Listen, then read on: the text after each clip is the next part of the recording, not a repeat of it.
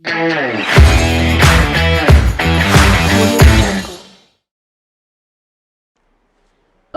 Swastiastu. Assalamualaikum warahmatullahi wabarakatuh. Salam sejahtera bagi kita semua. Shalom, Namo Buddhaya. Salam Dumasan. Damai. Halo Sobat Ekasma, balik lagi nih di Podcast Remaja Ekasma Podcast edisi kelima. Nah, pada saat kesempatan kali ini kita akan membahas topik yang sangat seru sekali, yaitu tentang jurnalistik untuk Ekasma. Nah, kalian pasti udah nggak asing lagi dong dengan kata jurnalistik. Dulu kan kita mengenal jurnalistik hanya sekedar berupa media cetak ya, seperti majalah dinding, majalah sekolah. Tapi ternyata sekarang dunia jurnalistik ini sudah merambat ke sendi-sendi IT ya teman-teman. Contohnya itu seperti berita bentuk video, live streaming, dan seperti podcast yang kita lakukan saat ini, termasuk jurnalistik dalam bentuk media digital ya teman-teman. Nah, berbicara tentang dunia jurnalistik ini yang tidak ada matinya, di podcast episode kelima ini kita kedatangan tamu yang adalah ahli dalam bidang jurnalistik. Beliau adalah wartawan sekaligus dosen di kampus UPNI Denpasar. Mari kita sambut bersama Bapak Dr. Imade Sujaya, SSN. Bagaimana kabarnya Bapak? Baik, sehat-sehat. Baik ya. Terima kasih Pak sudah menyempatkan waktunya untuk hadir di Recast kita pada episode kelima ini. Ya. Nah, Bapak ini kan adalah dosen sekaligus wartawan yang dulunya wartawan di media cetak tapi sekarang di media online. Nah, bisa kasih kenal kita nggak tentang media online Bapak itu seperti apa? Biar kita tahu bagaimana media online Bapak itu. Ya, saya jadi wartawan itu mulai tahun 1999 ya. Adik udah lahir tahun itu? Belum ya. 1999. Lalu tempat bekerja saya namanya Denpos. Nah, itu media cetak yang terbit di Denpasar. Kemudian tahun 2019 karena saya lebih fokus ke menjadi dosen, saya mengundurkan diri, saya berhenti di situ. Tapi saya juga sambil mengajar sekarang mengasuh atau mengelola sebuah majalah ya, majalah daring, majalah online namanya balisaja.com. Nah, kenapa saya memilih majalah daring atau majalah online? Karena memang sekarang kan eranya digital. Media cetak itu mulai agak tergeser ya oleh semakin masifnya media digital, media daring. Nah, di samping itu kan membuat media daring lebih mudah daripada media cetak, jangkauannya juga bisa lebih luas. Jadi balisaja.com misalnya walaupun diterbitkan di Bali begitu ya, pembacanya tidak hanya dari Bali gitu ya, dari daerah lain juga, bahkan dari luar negeri. Ya, pembaca Balisaja itu ada yang di Amerika, di Kanada, terutama para pekerja-pekerja migran ya, yang bekerja di kapal pesiar atau di darat barangkali mereka membaca Balisaja. Itu bisa dipantau kok dari mana pembaca balisaja.com. Nah, itu memang kelebihan dari media digital ya. Kelebihannya di situ. Jadi jangkauannya bisa lebih luas, kemudian juga update-nya bisa lebih cepat gitu. Itu kira-kira Dek Kalista. Ya, jadi dengan menggunakan media online, jadi jangkauannya bisa lebih luas ya Pak? Ya, betul. Nah, menurut Bapak nih, gimana sih eksistensi dunia jurnalistik di era sekarang? Ya, eksistensi dunia jurnalistik justru di era sekarang, jurnalistik itu memegang peranan penting.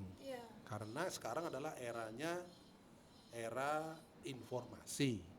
Ya, era teknologi informasi. Sekarang orang semua berlomba-lomba untuk menguasai informasi karena itu menjadi modal untuk bisa memenangkan persaingan, untuk menjadi yang terdepan gitu ya.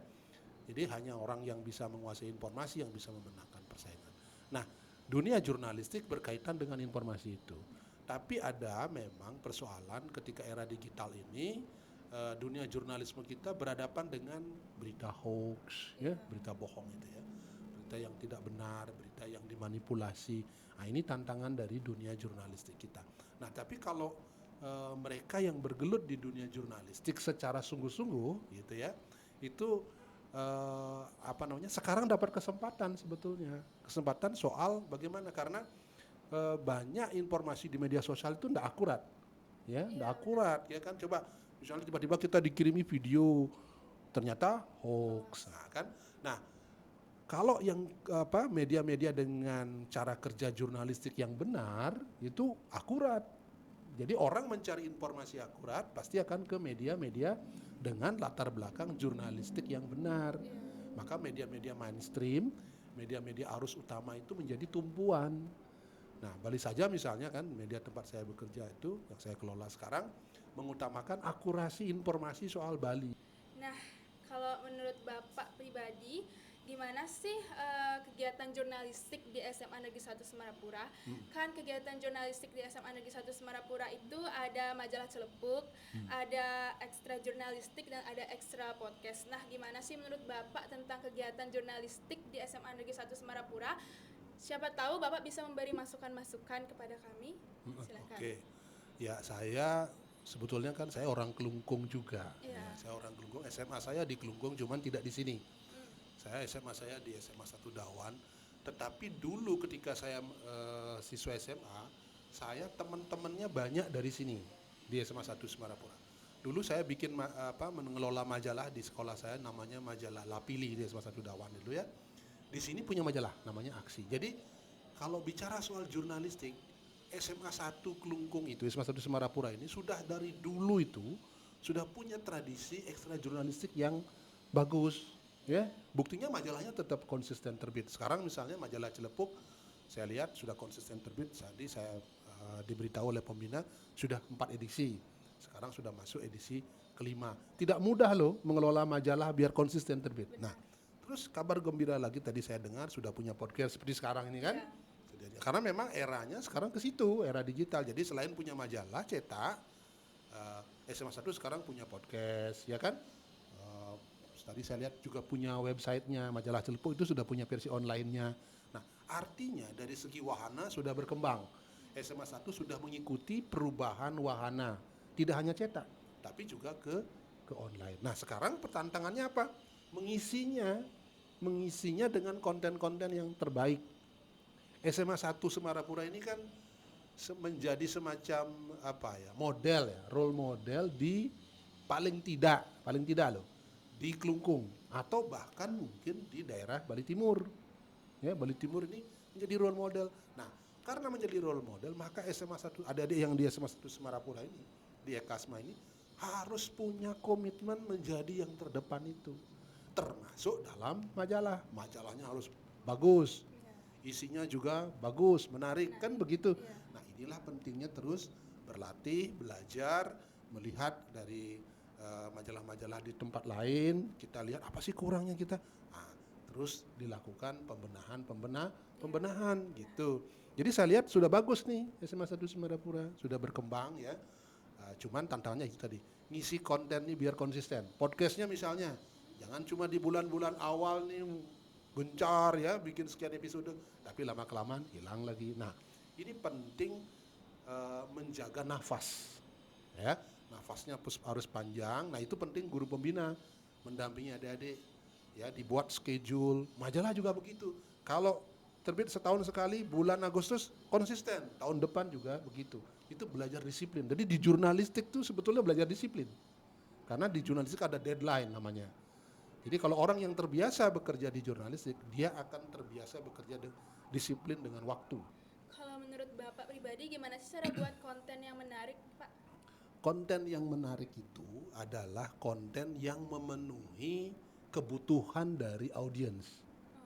Nah, kalau di SMA 1 ini kan podcastnya atau nanti majalahnya, apa sih kebutuhan anak-anak di SMA 1? Apa kebutuhan pembaca di SMA 1? Nah, selain soal terpenuhnya kebutuhan adalah soal penyajian konten. Podcast semua orang bisa bikin. Tapi bagaimana menyajikan agar podcastnya SMA 1, Ekasma tadi apa namanya? Recast. Apa bedanya podcast SMA 1 dengan podcast yang lain? Podcast tuh banyak sekali sekarang. Iya kan? Nah, adik-adik maka perlu cari istilah kalau di jurnalistik angle namanya. sudut pandang yang berbeda yang membuatnya tidak sama dengan yang lain. Nah, itu butuh namanya kepekaan. Kepekaan hanya terjadi kalau adik-adik intim, sama kalau pacaran, kalau ndak deket gitu, ndak bisa merasakan kepekaan. Misalnya pacarnya sakit gitu ya, ndak datang. Kalau ndak pernah bergaul akrab, ndak bisa merasakan itu. Ya. Nah, kalau berjarak susah bisa peka. Nah, sama juga kalau dalam jurnalistik, kalau sudah intens, sering melakukan gitu, maka akan menjadi semakin peka. Peka dengan mana yang menarik, mana yang tidak menarik. Di dalam jurnalistik ada namanya news value, nilai berita. Misalnya makin baru, makin bernilai berita. Makin unik, makin bernilai berita. Gitu. Ya, itu kira-kira. Nah, tadi kan Bapak bilang kemampuan jurnalistik itu penting ya. Nah, bisa kasih tips buat kita nggak gimana sih meningkatkan kemampuan jurnalistik untuk anak SMA Negeri 1 Semarapura? Bagaimana meningkatkan kemampuannya? Nah, itu mau tidak mau adik-adik harus membuka diri belajar. Tidak cukup dengan materi yang diajarkan oleh Bapak Ibu guru di sekolah.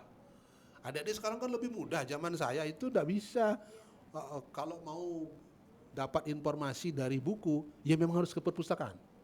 Terus kalau ingin dapat ilmu tentang menulis dari pengarang, ya harus datang ke pengarang itu. Sekarang kan tidak perlu adik-adik gitu. Cukup duduk di depan laptop, ya, pegang gawainya, sudah bisa belajar. Saya misalnya mau belajar Canva, ya. Sekarang kan Canva sering digunakan dalam berbagai macam media pembelajaran atau apa. Saya tinggal cari di internet. Tidak perlu saya kursus bayar mahal-mahal. Cukup cari di internet. Tutorialnya banyak. Itu semua ilmu loh. Makanya sebetulnya yang penting untuk meningkatkan kapasitas itu mau nggak membuka diri untuk belajar. Inilah konsep belajar merdeka itu. Merdeka belajar itu sebetulnya bukan bebas boleh nggak belajar, tapi belajar dari berbagai macam sumber. Jadi kita sebagai siswa harus aktif ya Pak, karena Ya, harus. ya karena kan sudah ada media di mana sebenarnya kita biar lebih aktif dan memanfaatkan media tersebut. Ya. Baik, seru sekali ya perbincangan kita Pak tentang jurnalistik tersebut. Nah, di episode kali ini semoga teman-teman bisa mengambil pembelajaran di mana caranya meningkatkan kemampuan jurnalistik dan kita bisa mencontoh Bapak Dr. Imade Sujaya ini dari pengalaman-pengalamannya yang sangat luar biasa ya Pak. Nah teman-teman, jangan lupa juga tonton episode-episode selanjutnya di Request Remaja Ekasma Podcast yang pastinya akan mendatangkan tamu-tamu yang luar biasa juga Pak. Ya. Baik, demikianlah episode kali ini. Terima kasih Pak atas waktunya. Ya, sama-sama sudah diberi kesempatan berbagi juga. Ya. Ya, kami tutup episode kali ini dengan Parama Santi. Om Santi Santi Santi.